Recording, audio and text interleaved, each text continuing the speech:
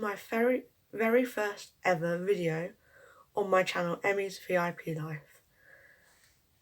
I'm 18 and I have a visual impairment known as Bardet-Biedl syndrome, which affects different aspects of my sight, such as my visual field, colour vision, night vision, and effects in light intensity.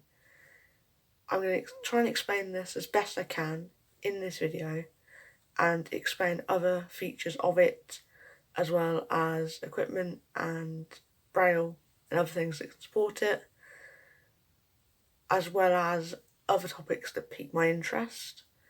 If there's any questions you may have on anything I talk about, feel free to leave any questions in the comments. So, visual field is how far you can see kind of out to the sides when looking in one direction. So, to the extent of which my visual field is reduced is if you were looking at someone's face when sat in front of them to talk to them, I can only see the left eye when looking at someone's eyes, so it's a very, very, very small amount. But then the reduction in colour vision is that different colours look the same, or certain colours look like other colours. For example, green can look grey, or blue and green can look the same. Black, purple, dark blue can all look very similar, and many others. The night blindness aspect, in low level light, or a dull overcast day, or at night time, I cannot see at all, and I effectively am completely blind. Also, if a lot of light comes across my vision, then I also can't see a huge amount either, so it's a very, very small kind of change. So too much, too little really affects my vision.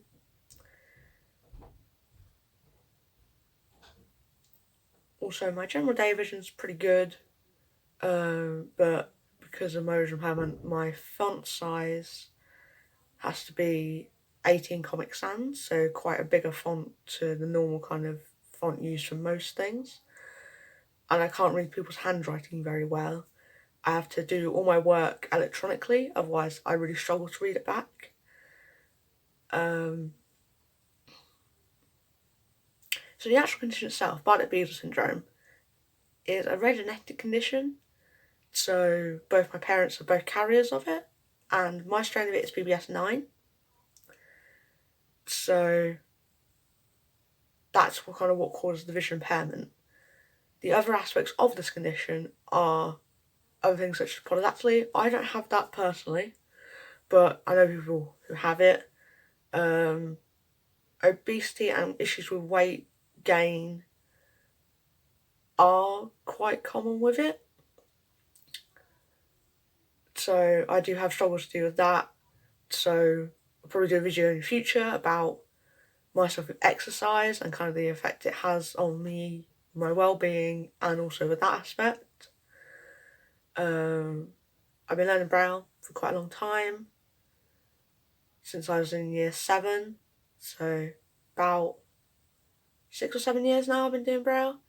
Mainly as a backup, just in case my vision decreases any more, but I can still read type.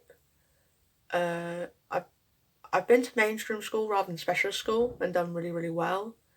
Use a guide cane to get around, my mobility, and there's a really good support team with the VI team and the school that I am at.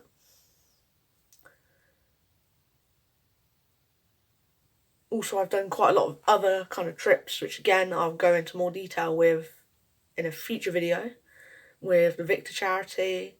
I've also done things with the VI team, which is the visual impairment team, now called the sensory team. And I've also just done various trips and activities with the BBS charity.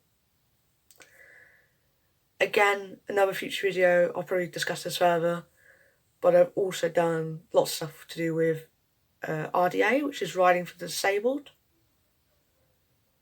So that was quite exciting and it's really good fun. So there are quite a lot of things that people with visual impairment can still do. And one of the main things we say as a family is to do the same thing as everyone else, or the same things that other people can do, just in a different way.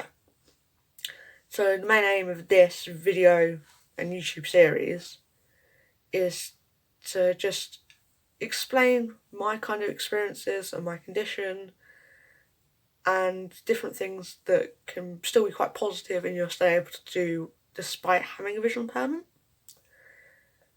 And also then, hopefully, if there's anyone watching it who has a visual impairment or has my condition, or they're the parents of someone who has a visual impairment or my condition, or just something in general, that they can see that there's still quite positive things that they can do despite having that limitation.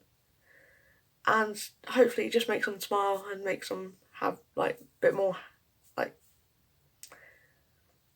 just like knowing about it, or yeah, just making people happy. So thank you for watching this video.